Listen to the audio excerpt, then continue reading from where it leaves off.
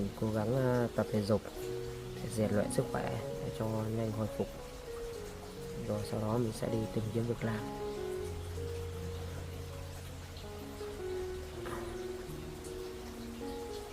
Cánh tay này của mình lâu mỏi quá.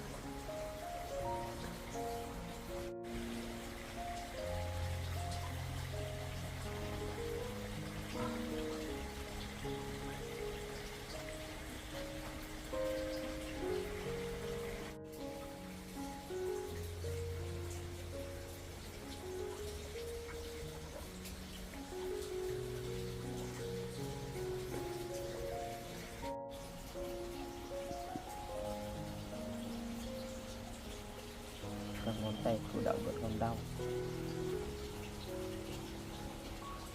Thôi, bây giờ mình vào trong nhà uống thuốc ạ.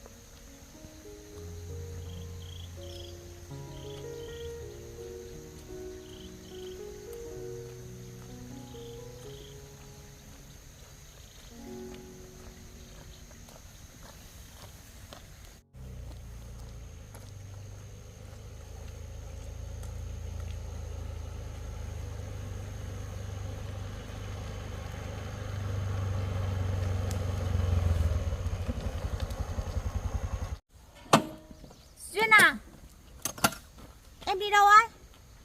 Chị Hiền à? Em đi vào trong rừng để hái lá thuốc ạ. Thế em đi hái lá thuốc để bán à? Không ạ. Thế á? Đã lâu lắm rồi chị không qua nhà em để chơi, hỏi thăm tình hình về anh Sung như thế nào. Thế bây giờ em đã thấy tin tức gì của anh Sung chưa? Em có tin tức của anh ấy rồi chị ạ. Hả em? Thế tình hình anh Sung sao rồi em? Cảnh sát đã tìm thấy anh ấy chưa? Bây giờ tình hình của anh ấy, sức khỏe anh ấy thế nào rồi? Cảnh sát cũng đã tìm thấy anh ấy rồi chị ạ. Hiện tại thì anh Sung cũng đã được an toàn và đang ở nhà rồi ạ. Vậy thì mừng quá rồi. Chúc mừng em nhé. Vâng. Thế anh Sung đã về nhà lâu chưa em? Mà thế sao anh ấy về rồi tin vui vậy mà em không gọi điện báo cho chị? Anh ấy cũng về nhà được vài ngày rồi chị ạ. Nhưng em gọi điện thoại cho chị không được. Chị thay số điện thoại à? Đúng rồi, chị quên mất. Chị thay số mà chị không báo em. Chị quên. Hôm trước em gọi điện cho chị mà điện thoại báo là không thể liên lạc được. Đúng rồi, chị thay số. Lúc anh Sung trở về thì người anh ấy có bị làm sao không em? Lúc anh ấy trở về thì sức khỏe của anh ấy cũng không tốt chị ạ. Anh ấy bị chấn thương ở đầu và bị trật khớp ở tay, nên tạm thời cũng mất trí nhớ vài ngày. Và tay của anh ấy bây giờ cũng đang dần hồi phục rồi chị ạ. Vậy thì em phải để ý anh ấy trong thời gian này. Thế còn cảnh sát thì tìm thấy anh ấy ở đâu vậy? Cũng rất may mắn cho anh Sung là bởi vì hôm đó cũng có một người dân ở ngoài thị trấn. Họ cũng tình cờ đi vào trong rừng để họ câu cá suối, nên họ mới phát hiện ra anh ấy và cứu anh ấy đi đấy chị ạ. Anh Sung cũng bị chấn thương khá nặng, nên chú ấy cũng đã đưa anh ấy tới bệnh viện để cấp cứu và chữa trị. Và sau khi anh Sung được xuất viện trở về thì chú ấy mới tới báo cảnh sát là chú ấy cứu được anh Sung, nên gia đình mới tìm được anh ấy đấy ạ. Vậy may quá em nhỉ. May quá. Thế là Chúa cũng đã phù hộ cho anh Sung và gia đình mình được rồi đấy em ạ. Vui thật sự ấy. Em cũng cảm thấy rất vui chị ạ. Chị cũng thấy vui mà cho em mà. Là suốt thời gian mà cảnh sát và chúng ta cùng đi tìm kiếm anh Sung, thì trong cái thời gian đấy anh ấy phải nằm ở trong bệnh viện để điều trị đấy. Mà cái số tiền trong bệnh viện đấy mà anh Sung điều trị chắc là phải tốn tiền lắm em nhỉ? Anh Sung nằm ở đó điều trị nhiều ngày nên cũng hết 45 triệu tiền viện phí chị ạ. Nhưng do chú Bộ là người cứu anh ấy cũng thấy thương cho hoàn cảnh của gia đình em, nên chú ấy cũng có hỗ trợ gia đình em 5 triệu ạ. Vậy à? Vậy cũng tốt. Thế nhưng bây giờ em đã hoàn trả được số tiền đấy cho bệnh viện chưa? Thật ra thì tiền viện phí chú ấy cũng đã trả trước giúp vợ chồng em rồi chị ạ. Và chú ấy cho vợ chồng em 5 triệu nữa, còn 40 triệu thì hôm đó chú ấy cũng có tới nhà em để đưa anh Sung về. Nhưng thật sự lúc đó ở nhà em cũng không có nhiều tiền như vậy, nên em cũng có gọi điện cho chị để hỏi xem chị có tiền không để em vay, nhưng lại không liên lạc được với chị. Nên ngày hôm sau thì anh Pao cũng có giúp đỡ em và vay mượn người thân và bạn bè, cùng với số tiền của em cũng trả đủ cho chú ấy rồi chị ạ. Vậy cũng được rồi.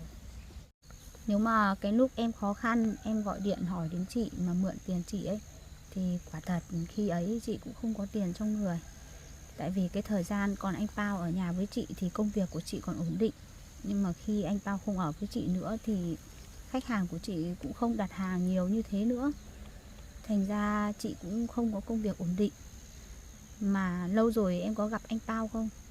Chị liên lạc với anh ấy cũng không được.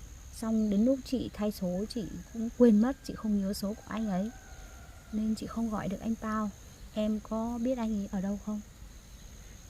Anh Pao cũng thỉnh thoảng tới nhà em để hỏi thăm anh Sung mà chị. Còn bây giờ anh ấy đang ở với bố mẹ của anh ấy đấy chị ạ. Thế anh ấy cũng không liên lạc với chị à? Không, anh ấy cũng không gọi cho chị. Nhưng em thấy anh Pao cũng nói rằng anh ấy cũng đã gặp chị và nói chuyện rõ ràng rồi. Vậy mà anh ấy cũng không liên lạc với chị à? Không em ạ, anh ấy đi lâu lắm rồi mà anh ấy cứ bỏ mặc chị. Bây giờ chị thì chị vẫn thương anh ấy, vẫn cho anh ấy cơ hội để về với chị. Nhưng mà anh ấy nhất quyết không về thì chị cũng chẳng biết làm thế nào nữa. Em thấy trước đây thì anh ấy cũng có vẻ rất yêu thương và quan tâm đến chị đấy. Nhưng có lẽ chắc vì chuyện cái thai của chị nên anh ấy mới giận như chị như vậy thôi ạ. Em đi hái lá thuốc cho anh Sung à? Vâng ạ. Em hái lá thuốc về để nấu nước để cho anh ấy ngâm tay. Ngày hôm qua em cũng đã hái được một chút rồi nấu để anh ấy ngâm tay. Em thấy tay của anh ấy cũng đã tiến triển hơn, cử động cũng có vẻ là thành thạo hơn rồi chị ạ. Không còn đơ cứng như mọi ngày nữa ạ. Vậy thì em hái đúng bài thuốc rồi đấy. Mà bây giờ chị cũng muốn đi hái cùng em, với em để đi hái lá đấy. Xong rồi chị muốn về thăm anh Sung, tiện thể cùng em luôn được không? Vâng, như vậy cũng được ạ. Vậy chị để xe gọn sang bên này đi, rồi chị em mình đi hái lá. Thế đi hái lá thuốc có xa không em? Em cũng chỉ hái ở gần đây thôi chị ạ. Vậy à? Vâng. Hôm nay chị cũng không phải làm việc ạ? Bây giờ chị công việc cũng không ổn định đâu, bấp bênh lắm, nên là chị cũng rảnh rỗi lắm em ạ. Vâng, vậy đi chị em mình vào hái lá thuốc để mang về cho anh Sung thôi ạ. Đi. Thế xung quanh đây mà cũng nhiều lá thuốc thế hả em? Vâng, thực ra trong rừng này cũng có rất nhiều cây thuốc đấy chị ạ. Thế á? Vâng, chúng ta cứ kết hợp đúng bài thuốc thì chúng ta sẽ chữa được rất nhiều bệnh đấy ạ. Mình đi vào đường này đi ạ. Chị không nghĩ là em thì cũng giỏi như thế đấy. Em cũng chỉ biết một chút thôi chị ạ. Chị đi vào đây. Đi em. Đi thôi chị.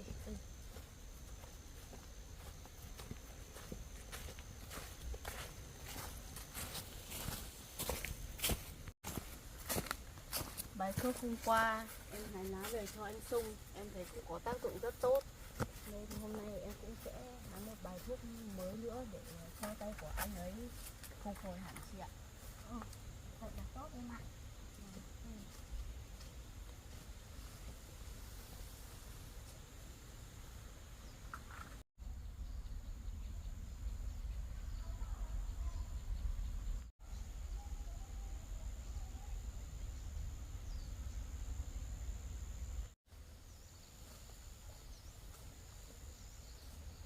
Em thấy ở kia có một cây rồi chị ơi. Đi, để mình hái. Chị đi cẩn thận nhé.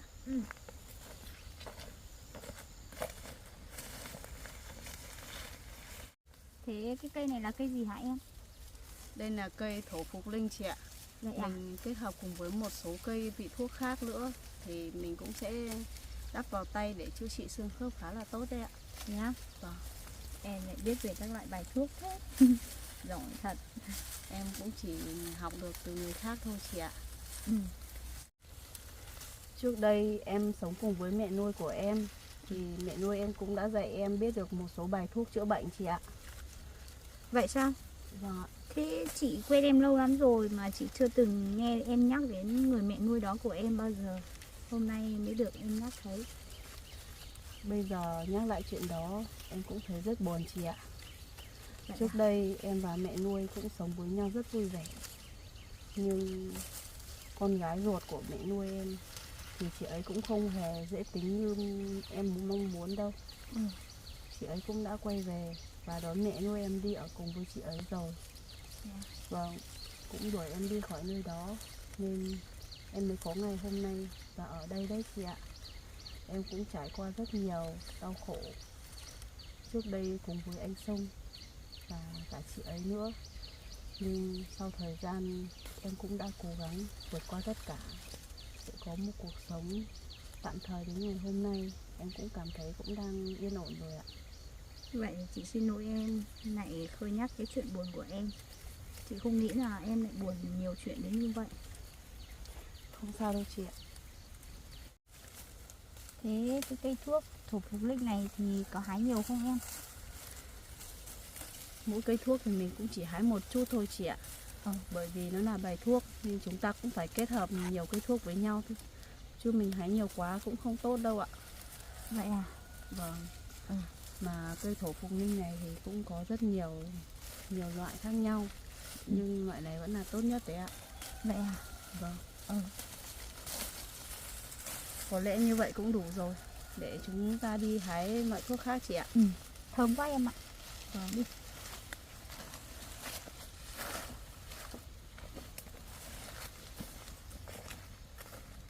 Thế bây giờ mình đi tìm cây gì hả em?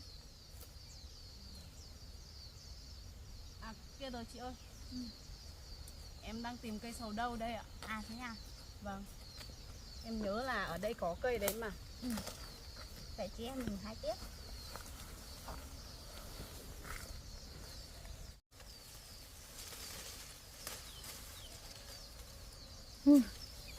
Cái mùi cây này sao nó hắc quá em ạ.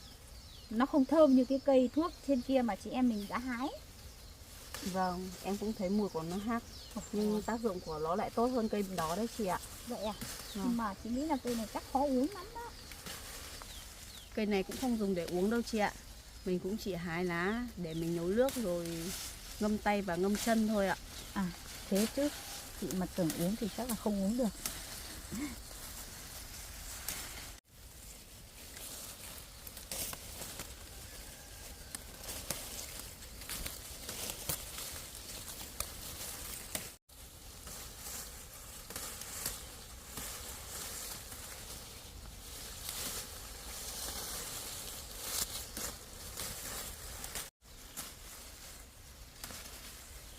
Thôi mình hái như vậy thôi chị ạ. Em còn phải hái thêm một vài cây thuốc khác nữa. Nhưng chúng ta phải sang bên suối bên kia thì mới hái được ạ. Thế vậy chúng mình đi đi. Vâng, đi thôi chị. Đi.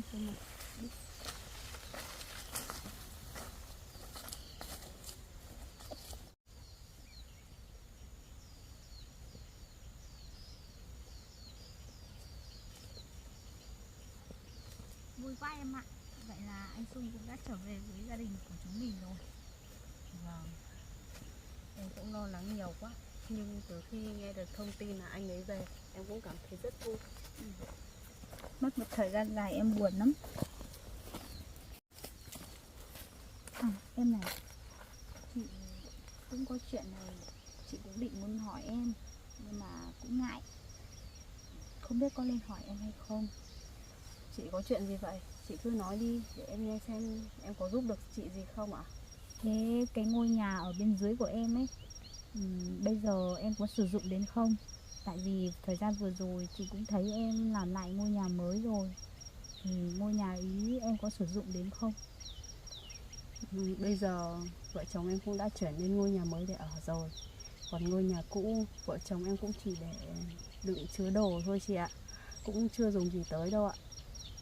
Chị định hỏi em, trong cái thời gian này chị đi ra ngoài ở trọ á, cũng giá cả đắt đỏ quá, mà công việc của chị thì bấp bênh quá, chị không có tiền để chi trả cái tiền nhà trọ, nên chị định hỏi em là chị muốn về đấy ở có được không, nên nhờ em muốn về nói với anh Sung, hỏi ý kiến anh Sung, xong rồi chị xin về đấy ở có được không? Thật sự hôm trước anh Sung cũng đã có tâm sự với em rằng anh ấy cũng có dự định không ở đó đâu chị ạ. Anh cũng muốn chuyển đi nơi khác, bởi vì ở đó cũng xảy ra quá nhiều chuyện không vui rồi. Nên anh ấy nghĩ chắc là anh ấy cũng không hợp với mảnh đất đó ạ. Vậy hả? Vâng. Trong thời gian chị có bầu này, chị cũng không làm được nhiều việc, mà muốn đi xin việc ở đâu thì cũng chẳng công ty nào nhận, cũng chẳng có việc để mà làm, nên là cái thu nhập của chị cũng không có. Nên là chị cũng định muốn hỏi ý kiến của anh Sung và em. Chị muốn xin về đấy ở nhờ chỗ mảnh đất nhà em, để tiện cái công việc chị ở đấy bây giờ chị không làm ra tiền ấy. Nên là chị muốn hỏi ý kiến em thì xem em có giúp được chị không. Chị cũng ngại quá, không định muốn hỏi đâu, nhưng mà quả thật là chị đang khó khăn quá. Vâng, vậy chuyện này thì em sẽ về hỏi lại anh Sung ạ. Vậy thôi em ơi, mình nói chuyện thế này đã. Bây giờ chúng mình cùng đi hái lá thuốc tiếp, để về còn đắp chân đắp tay cho anh Sung nữa. Tiện thể rồi lát nữa về chị cũng hỏi anh Sung luôn cũng được. Vâng, như vậy cũng tốt chị ạ. Mình đi.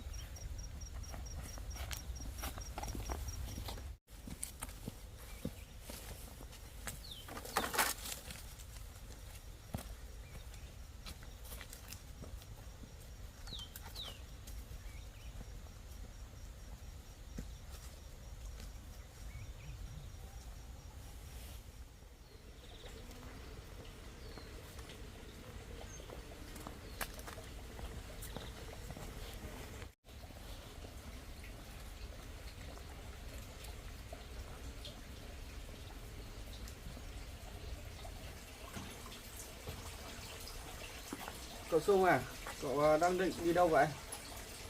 Con tao à? Ừ. Tôi đi ra ngoài có chút việc anh ạ. Tôi cũng đến đây để xem tình hình sức khỏe cậu như thế nào rồi. Vâng, vậy máy ngồi đi.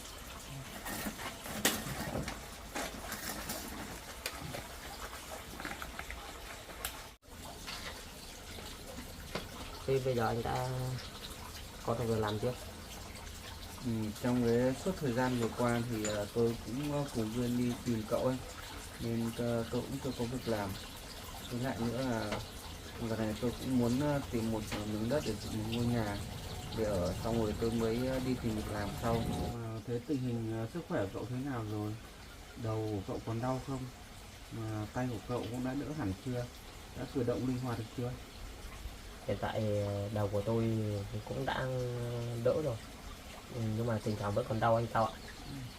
Và cái cánh tay này của tôi cũng đỡ hơn nhiều rồi, nhưng mà mình cử động các phần ngón tay này thỉnh thoảng vẫn đau thôi. Chắc một thời gian nữa thì chắc cũng khỏi thôi. Cậu cứ nghỉ ngơi một thời gian nữa đi rồi sẽ bình phục thôi. Vâng, tôi cảm ơn anh nhiều. Anh uống nước đi.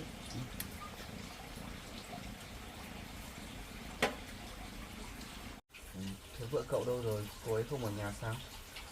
Sáng nay thì vợ tôi thì cũng đi lấy lá thuốc để nấu nước để cho tôi ngâm tay anh Tao ạ. Hôm qua cô ấy cũng đi lấy lá thuốc về nấu nước rồi tôi ngâm tay thì cũng cảm thấy cũng đỡ hơn nhiều đấy. Thế thì tốt quá. Tao này, tôi thấy Duyên nói rằng là hôm trước là anh cũng đã giúp đỡ vợ chồng tôi để trả tiền viện phí cho chú bộ, đúng không ạ? Đúng rồi. Hôm mà chú bộ với cảnh sát đưa cậu về đây thì lúc ấy cậu bị mất trí nhớ tạm thời, nên tôi cũng đã đi vay mượn và cho Duyên vay 40 triệu để cô ấy trả tiền viện phí cho cậu đấy. Vâng, vậy tôi cũng cảm ơn anh nhiều. Cũng không có gì đâu, tại vợ chồng cậu cũng là bạn của tôi, chuyện đấy cũng là chuyện tôi nên làm thôi. Mà đợt đấy cũng là giáp Tết rồi, Vâng. Cái số tiền mà tôi cho vợ chồng cậu vay thì khi nào cậu có thì cậu cứ gửi trả lại tôi cũng được, tại vì tôi cũng chưa cần dùng đến số tiền đó đâu. Vâng, tôi cũng cảm ơn anh nhiều. Mời anh Tạo này. Anh tặng vợ chồng tôi chú chó này. Ừ. Tôi thấy Duyên nói như vậy. Tại vì mấy hôm cậu bị mất tích thì tôi cũng thấy Duyên ở nhà một mình, cô ấy buồn nên tôi mới tặng cho cô ấy chú chó này để làm cho cô ấy bầu bạn cho đỡ buồn. Vâng ạ. Anh uống nước đi. Anh Tạo này. Anh có thể cho tôi xin số tài khoản của anh để tôi trả cái số tiền mà anh đã giúp đỡ vợ chồng tôi, có được không? Thôi, cậu vẫn còn chưa bình phục sức khỏe nên khi nào dư giả hẳn thì tay cậu khỏi hẳn thì cậu đi làm thì dư giả thì cậu ăn trả tôi cũng được. Thực ra ấy, thì số tiền ở trong tài khoản của tôi thì tôi vẫn còn, bởi vì trong suốt mấy tháng vừa qua thì tiền gia đình tôi vẫn trong vừa thuê nhà ở ngoài thị trấn nên là họ cũng vừa chuyển cho tôi ở đây rồi, nên là anh có thể cho tôi xin lại số tài khoản đó để tôi trả lại cho anh. Tôi cũng rất cảm ơn anh đã hỗ trợ vợ chồng tôi trong suốt thời gian qua. Chưa cũng được. Đây, để tôi cho cậu cái mã quét QR của tôi. Vâng.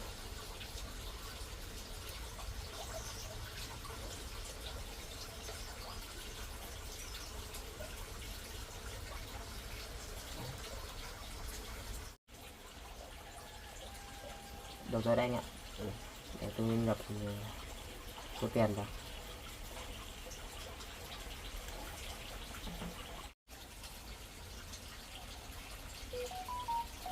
Đấy, tôi chuyển cho anh rồi đấy. Anh kiểm tra lại giúp tôi. Tôi nhận đây rồi. Tôi nhận được rồi đấy. Rồi, tôi cảm ơn anh nhé, đã giúp đỡ vợ chồng tôi. Không có gì đâu. Anh sao này? Tôi thấy Duyên nói với tôi rằng là cái mảnh vườn này của tôi cũng sắp tới cũng sắp nhập vào rừng quốc gia phải không? Đúng rồi, tôi cũng nghe người dân quanh đây người ta nói thế, nhưng mà chưa có thông báo chính thức nên tôi cũng không biết được. Mà nếu có thông báo chính thức thì chính quyền địa phương cũng sẽ thông báo đến gia đình cậu thôi. Vâng, nếu mà mảnh vườn này của tôi mà được chuyển vào khu rừng quốc gia thì tôi cũng cảm thấy rất vui mừng anh ạ. Tại sao cậu lại nói như vậy? Tôi thấy ngôi nhà này của cậu cũng vừa mới dựng xong, bây giờ chuyển đi nơi khác thì cậu không thấy tiếc sao? Thực ra thì tôi cũng cảm thấy tiếc anh Pao ạ. Nhưng mà khu vườn của tôi mà được sáp nhập vào rừng quốc gia thì tôi cũng cảm thấy rất vui mừng cho đất nước. Và tôi cũng đã nói với cả Duyên rồi rằng vợ chồng tôi sẽ không ở đây nữa. Thế vợ chồng cậu không ở đây nữa thì vợ chồng cậu định chuyển ra thị trấn ở sao? Tôi thì không chuyển về thị trấn ở đó đâu anh ạ. Bởi vì ở ngoài đó thì cũng đã có mẹ tôi ở rồi. Nên là tôi vẫn quyết định là vợ chồng tôi sẽ đi tìm một mảnh đất khác để vợ chồng tôi từ đó sinh sống. Bởi vì thời gian gần đây chuyện xảy ra đến với gia đình tôi thì cũng rất nhiều, nên là có khi vợ chồng tôi sẽ phải chuyển đi ở thôi số đất mới thôi anh ạ. Chúng tôi sẽ phát triển trang trại ở đó. Tôi nghĩ cậu nên bán cái này và chuyển đi chỗ khác sẽ hợp lý hơn đấy. Vâng ạ. Thế vợ chồng cậu đã có đủ tiền để mua một mảnh đất mới chưa? Tôi thì cũng chưa có đủ tiền để mua mảnh đất mới anh Tao ạ. Tôi thì cũng chỉ có một chút ít thôi, nhưng mà tôi cũng đã nói chuyện với cả anh trai họ của tôi rồi. Anh ấy nói với tôi rằng là nếu muốn chuyển đi ở vùng đất mới thì anh ấy sẵn sàng hỗ trợ tôi để cho vợ chồng tôi sống ở đó. Vậy thì tốt quá rồi. Vâng. Anh và cô Hiền thì đến bao giờ mới tổ chức đám cưới vậy? Thôi cậu Trung ạ, cậu đừng nhắc đến Hiền nữa. Nhắc đến Hiền thì tôi lại cảm thấy rất là đau đầu và mệt mỏi vì cô ấy. Tại sao vậy anh? Trong suốt thời gian vừa qua thì Hiền cũng giao dưới tôi. Cái thai trong bụng cô ấy không phải là con của tôi. Thế Hiền đang mang thai con của ai vậy anh? Cô ấy đang mang thai con của bạn trai cũ cô ấy. Vậy à? Thế tại sao anh lại biết được chuyện này? Cũng tình cờ tôi nghe được cuộc điện thoại của Hiền gọi điện cho bạn trai cũ của cô ấy nên tôi mới biết được. Chuyện này thì tôi sẽ không bao giờ để tha thứ được cho Hiền. Mà thôi, cậu đừng nhắc đến Hiền nữa. Cậu cũng rất mệt mỏi với cô ấy rồi. Thôi bây giờ cậu cứ nghỉ ngơi đi. Tôi sẵn phải xin phép đi có chút việc của tôi. Hôm nay thì tôi đến đây tôi thấy cậu phục hồi sức khỏe được như này, tôi cũng rất mừng cho cậu rồi đấy.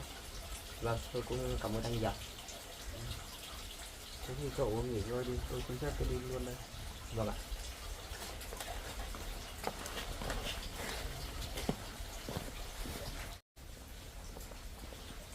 Anh Cao ơi, xe của anh đâu? Mà anh này đi bộ tới đây vậy? Mấy hôm nay xe tôi hỏng nhưng vẫn đang đi sửa, tôi chưa lấy về được. Vậy à? Vậy tôi cho anh nhé.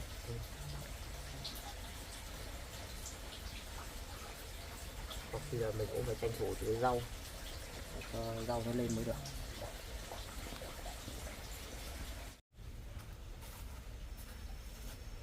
Mình tới đây thấy Sung phục hồi được như thế mình cũng rất là mừng. Mà cậu ấy còn trả lại tiền cho mình nữa. Cộng với số tiền mà bố mẹ mình cho mình thì chắc cũng phần đủ tiền để mua một mảnh đất rồi. Thôi bây giờ mình cũng đi luôn để đi xem mảnh đất đã.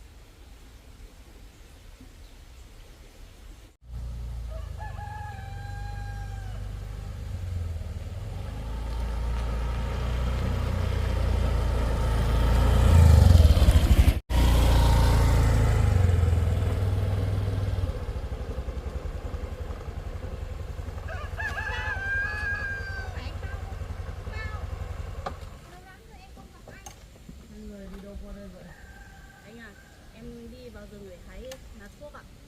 Anh Cao, anh đi đâu vậy? Mà lâu lắm rồi anh không về với em. Tôi đã nói với cô rồi là cô đừng có liên lạc với tôi nữa. Mà tôi đi đâu đó việc của tôi. Anh Cao à? Thế anh tới đây làm gì vậy? Em thấy anh đi từ phía trong này đi ra mà. Tôi vừa lên xem ngôi nhà cũ ở trên này để dự định mua lại ngôi nhà đấy. Vậy anh đã tìm thấy chủ của nhà này chưa ạ?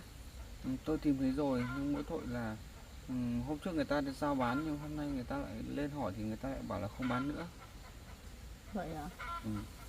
Họ nghĩ là giá rẻ nên người ta không bán nữa. Nhưng mà tôi nghĩ là tôi lên hỏi vài lần chắc người ta cũng sẽ bán thôi. Vâng, nếu anh đã thích mảnh đất như vậy thì anh cứ gặp họ thêm một lần nữa rồi nói chuyện, làm giá với họ. Biết đâu họ cũng sẽ bán cho anh ạ.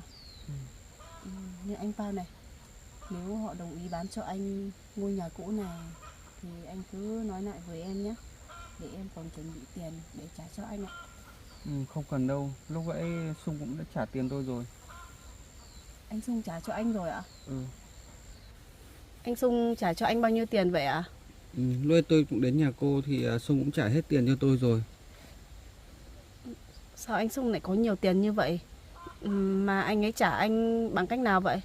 Tôi cũng không biết được, nhưng mà cậu ấy lúc nãy tôi đến gặp cậu ấy ở nhà thì cậu ấy đã chuyển khoản trả tôi rồi.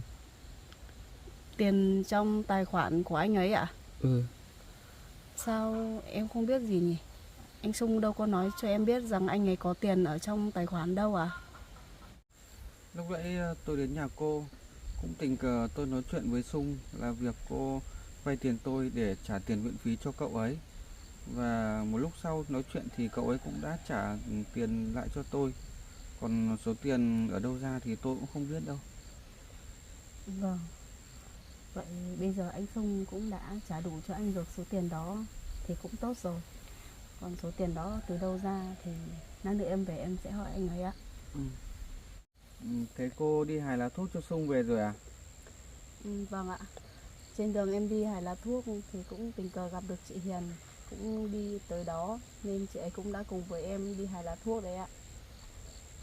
Anh Pao, thế dạo này cuộc sống của anh thế nào rồi? Có ổn không? Cảm ơn cô. Cuộc sống của tôi dạo này vẫn bình thường thôi, không sao đâu.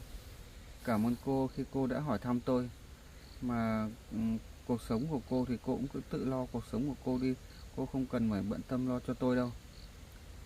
Từ ngày em không có anh ở bên cạnh em, ngày nào em cũng nhớ và cũng nghĩ tới anh nhiều lắm. Hay bây giờ anh về với em được không? Từ khi em không có anh ở bên cạnh nữa, công việc của em cũng bấp bênh lắm. Khách cũng chẳng đặt hàng nữa, tại vì họ quen anh rồi, nên em cũng chẳng có công việc làm. Mà em đi xin việc thì cũng không có ai người ta dám nhận em, vì bụng em bầu á. Nên em nghĩ là anh hãy cho em cơ hội và đi về với hai mẹ con em được không? Nếu mà như ban đầu cô nói thật với tôi từ lúc đầu ấy thì tôi có thể chấp nhận và tha thứ cho cô. Nhưng mà cô đã giấu tôi trong khoảng một thời gian dài như vậy, nên bây giờ tôi không thể chấp nhận được. Lúc mới đầu em cũng định nói hết sự thật của em cho anh biết, nhưng mà em sợ em nói ra sự thật thì anh cũng sẽ không đồng ý em nữa, nên em cũng chẳng dám nói. Bây giờ thì mọi chuyện anh cũng đã biết và hiểu về em như vậy rồi, thì em mong anh tha thứ cho em và quay về sống với em được không? Anh Pao này, chị Hiền cũng đã nói như vậy rồi thì em cũng xin tham gia ý kiến là anh cũng hãy nên suy nghĩ lại những gì chị ấy nói. Bởi vì bây giờ chị ấy cũng chỉ có một mình mà lại đang mang bầu như vậy thì cũng rất khó khăn với chị ấy anh ạ. Nên anh hãy suy nghĩ lại, nếu thật sự anh có tình cảm với chị ấy thì anh hãy yêu thương hai mẹ con chị ấy đi ạ. Thôi, bây giờ chuyện này để nói sau đi. Còn chuyện trước mắt của tôi thì tôi cũng phải tìm một ngôi nhà để mua một ngôi nhà đã. Còn mọi chuyện thì sau này sẽ tính tiếp vậy, chứ bây giờ chưa tính được đâu. Vậy thôi, nếu anh đã nói những lời như vậy rồi thì em cũng mong là anh hãy suy nghĩ những lời duyên và em vừa nói. Bây giờ em đi về trước vậy. Em này, thôi mình đi về nhà để còn đun nước để còn ngâm tay cho anh ấy nữa đi, anh Sung nhé. Rồi chị cũng tiện có chuyện muốn hỏi anh Sung luôn. Vậy thôi, anh Pao ơi, em với chị Hiền cũng phải đi về đây ạ. Anh cứ đi làm việc của anh đi. Anh đi đây ạ. Anh đi đây.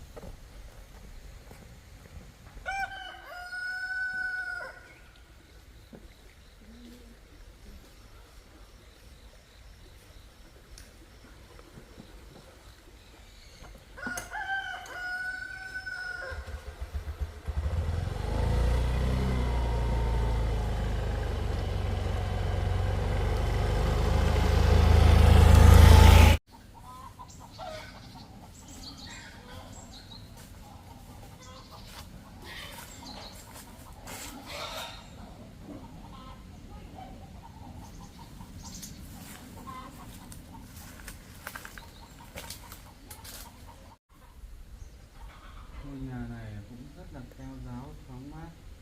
Mình chỉ cần sửa sang lại là có thể dùng được.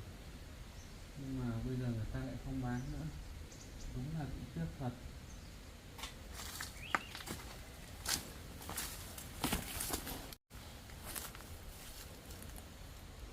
Ngôi nhà này cũng gần đường cái, cũng rất là thuận tiện khi mình đi lại.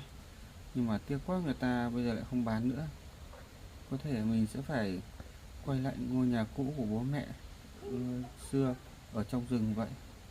Bố mẹ bây giờ cũng cho thêm mình một ít tiền nữa, chắc là đủ để xây cất một ngôi nhà ở trong đấy.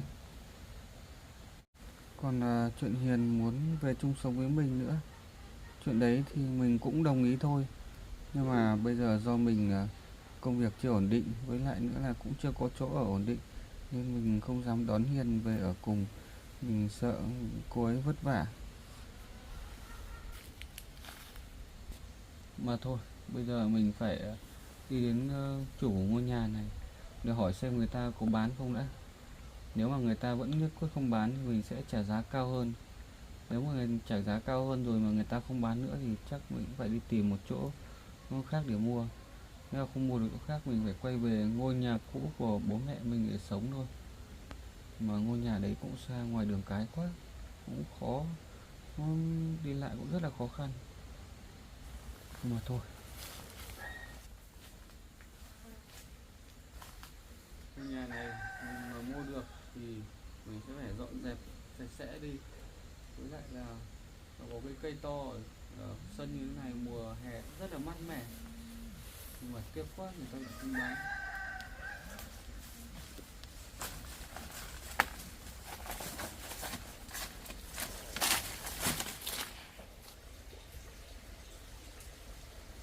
Không biết anh Sung đi đâu rồi chị ạ? Vâng. Anh thử gọi em đi xem nào. Nhưng em thấy khóa cửa vẫn mở ở đây mà. Điện thoại của anh ấy cũng vẫn đang ở đây. Thế chắc anh đi chỉ nâng con đâu đây thôi. Thế cái chiếc xe máy của em và anh Sung cũng đã tìm thấy rồi à? Dạ vâng ạ.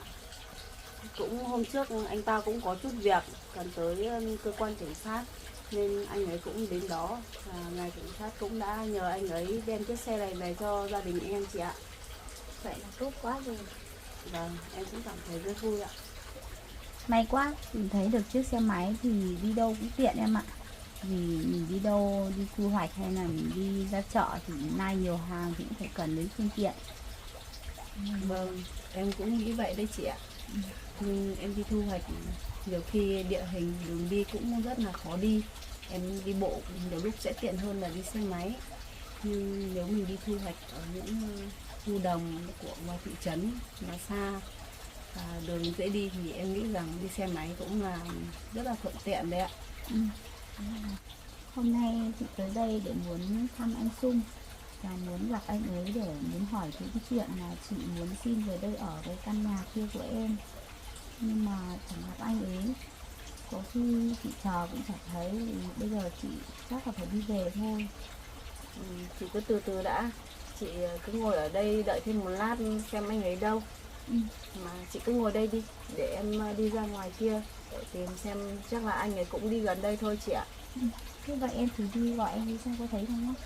Vâng, vậy chị ngồi đây đợi em nhé. Thế chị ngồi chị chờ em. Vâng ạ.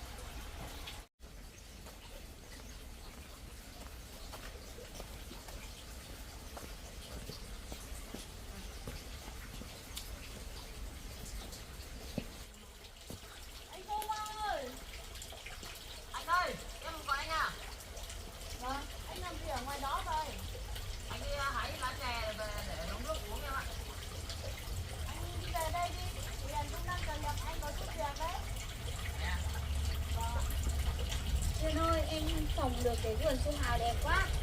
Cái bộ bàn ghế ở đây em bỏ đi rồi nhỉ? Vâng, em cũng đã dọn chỗ bàn ghế đá đi để trồng ít rau vào đây rồi chị ạ. Được rồi, thật quá. Anh Sung cũng đang về tới đây rồi đấy chị ạ. Anh ấy đi hái ít lá chè về để nấu nước uống. Anh Sung à? Tôi chào cô Hiền. Cô tới nhà tôi lâu chưa? Vâng, em tới một lúc rồi anh ạ. Anh đi hái lá chè à? Đúng rồi, thì tranh thủ thời gian ở nhà thì Tôi cũng ở đây một mình cũng buồn quá nên tôi đi hái lá chanh và nấu nước. Vâng. Thế anh với chị Hiền cứ vào ngồi uống nước rồi nói chuyện đi. Em rửa lá chè rồi cho vào nấu nước ạ. Và em đã hái được lá thuốc cho anh chưa? Em hái rồi. Thì bây giờ em nhóm lửa, em cũng nấu nước lá thuốc cho anh thôi. Thế cũng được. Chị vào trong nhà đấy. Tôi về cô ngồi xuống bàn uống nước đấy. Đây cô nhẹ ngồi đây.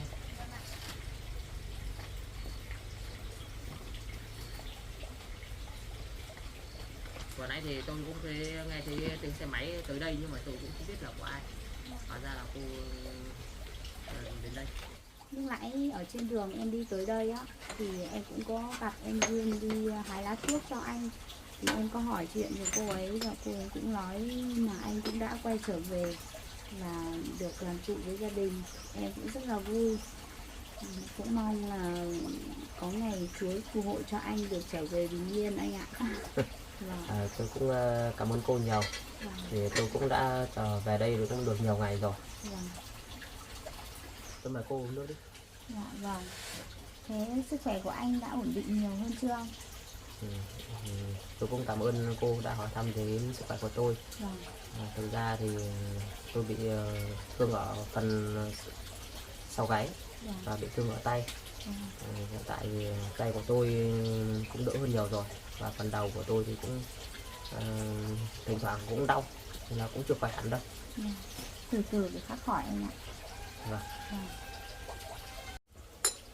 Khi mà em đang đi trên đường hái thuốc cùng với Duyên ở chỗ trên chỗ đồi em lấy thuốc ấy, thì em cũng đã nói chuyện với Duyên rồi mà em thấy anh mới xây dựng căn nhà mới này và ở đây rồi.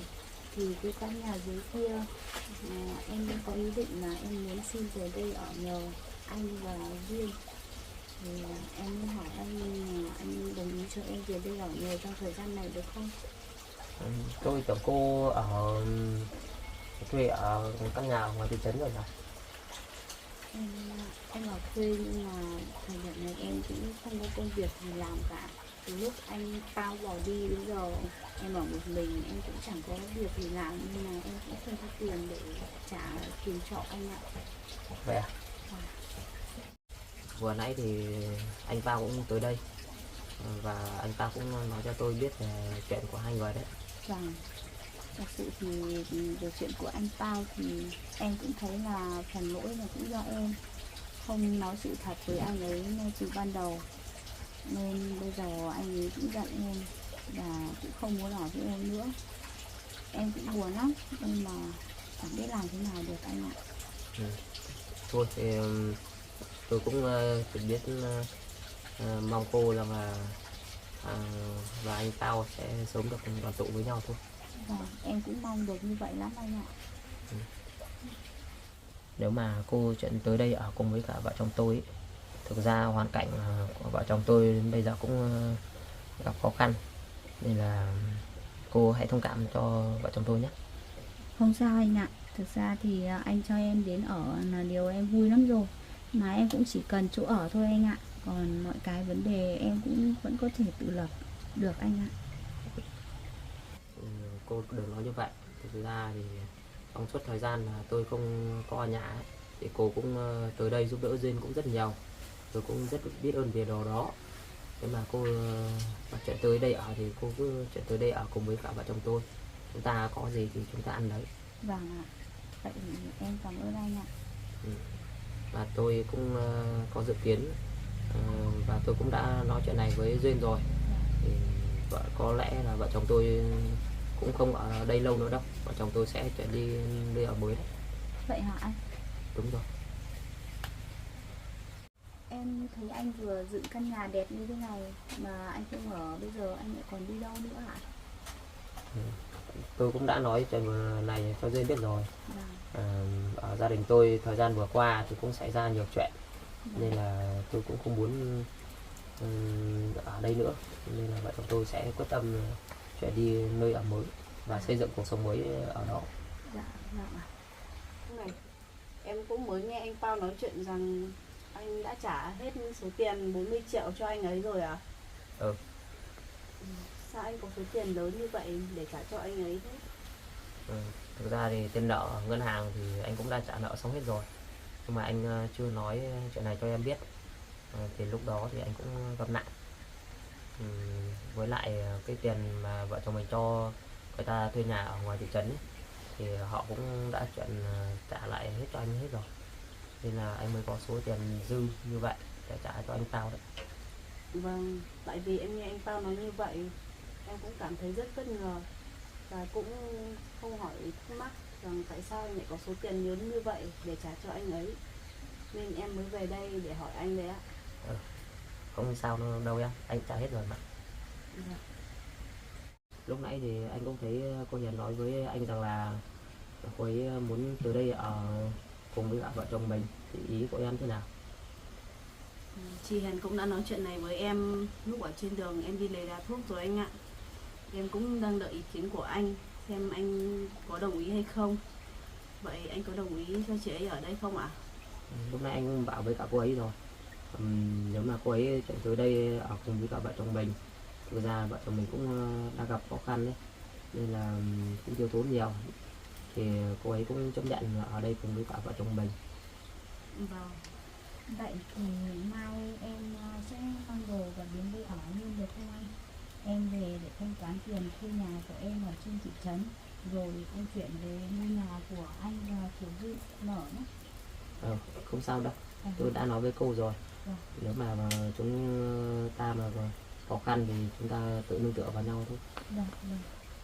Trong suốt khoảng thời gian mà anh mất tích, chị ấy cũng đã tới đây giúp đỡ em rất nhiều đấy anh ạ. Chị ấy cũng đã động viên tinh thần của em rất nhiều, nên em mới có thể vượt qua được tất cả những khó khăn mà khi anh vắng nhà đấy. Em cũng cảm ơn chị rất nhiều. Không có gì em ạ. Bây giờ chị còn phải cảm ơn em và anh Xuân nhiều ấy. Vì đã cho chị đến đây để ở đấy. Không sao đâu chị ạ. Bởi vì ngôi nhà dưới này em cũng chưa làm gì, mà chị cũng đang cần nhà ở thì chị cứ chuyển tới đây ở cùng với vợ chồng em cũng không sao đâu ạ. Khi nãy chị có ngồi với anh Xuân thì anh Xuân cũng nói là em và anh Xuân cũng sắp sửa không ở căn nhà này nữa và chuyển đi nơi khác. Có phải vậy không em? Đúng rồi đấy chị ạ. Bởi vì em cũng nghe được thông tin rằng cái mảnh đất này của em có lẽ cũng có thể là sẽ được sáp nhập vào rừng quốc gia, nhưng đó cũng là thông tin chưa chính thức, nên em cũng chỉ biết nói với chị như vậy thôi. Còn về việc anh Sung, anh nói rằng mảnh đất này đã xảy ra quá nhiều chuyện đối với gia đình em rồi, nên có lẽ chúng em sẽ chuyển đi nơi khác để ở thôi chị ạ. Vậy à? Vâng. Cô cứ yên tâm tới đây ở đi, không sao cả. Nếu mà vợ chồng tôi mà chuyển được đến nơi khác ở thì cô có thể sử dụng lại cái mảnh đất này của tôi cũng được mà. Vâng. Nếu khi vợ chồng em chuyển đi mà chị tới đây ở thì chị cũng có thể ở đây để chăm sóc vườn rau và phát triển chăn nuôi trang trại cũng được mà chị.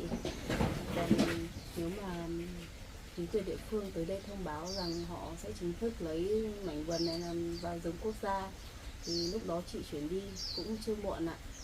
Nhưng cái thông tin đó thì cũng chưa chính thức, nên chị cứ yên tâm ở đây đi ạ.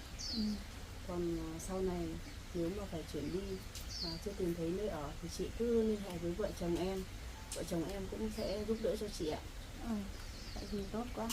Xin cảm ơn em rất là nhiều. Vậy khi nào vợ chồng em chuyển đi thì có dỡ cái căn nhà này chuyển đi theo cùng không? Việc này thì để khi nào vợ chồng em tìm được mảnh đất mới thì chúng em mới có dự định tiếp theo chị ạ. Còn trước mắt thì ngôi nhà này vợ chồng em cũng vẫn giữ ở đây đã ạ. Khi nào tháo dỡ hay là cần dùng tới thì lúc đó vợ chồng em sẽ tới đây để nói chuyện với chị ạ. Thôi cô cứ ở đây ở đi, không vấn đề gì đâu. Vậy thôi, anh và Duyên cũng đã đồng ý cho em tới đây để ở rồi. Thì bây giờ em đi về trước để em thu xếp ít quần áo và em thanh toán tiền cho chủ nhà trọ. Rồi em sẽ đến đây ở vào hôm mai ạ. Rồi, thế cũng được. Vậy cô đi về nhé. Thế em về nhé. Cảm ơn anh nhé. Thế rồi chị về em nhá. Vâng, chị về cẩn thận ạ.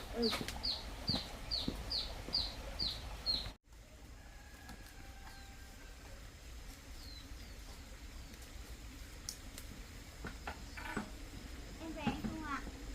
Cô chào cô nhá. Vâng ạ, chị về em nhá. Vâng, chị về cẩn thận ạ.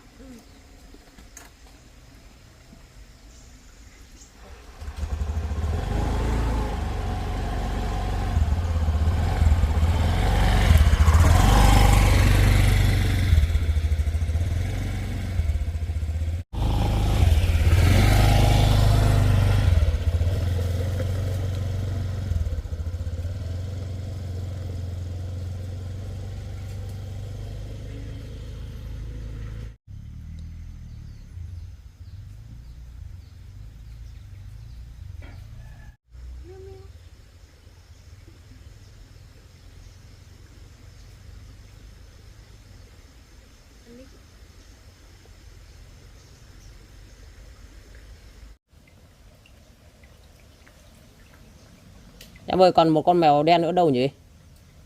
Nó trèo lên mái nhà chơi rồi anh ạ. Chắc lát nữa nó sẽ xuống đây ăn thôi ạ. Ừ.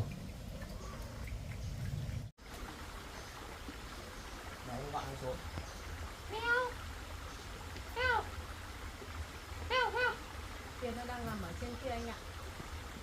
Meo meo. Thôi kệ nó đi em ạ. Cứ để cho nó ở dưới đấy, lúc nào nó đói thì chắc chúng nó ăn thôi. Vâng. Con mèo đấy cũng nghịch ngợm thật anh ạ. Để anh vào trong bếp thì không biết lá nó chủ chưa. Vâng.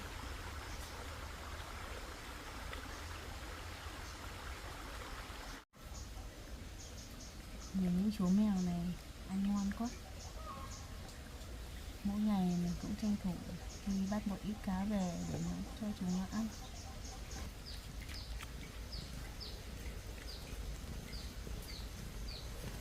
Meo meo. Ăn đi. Thôi, bọn mày cứ ăn đi nhá. Để tao vào tao nấu cơm đây. Mèo đen ăn đi.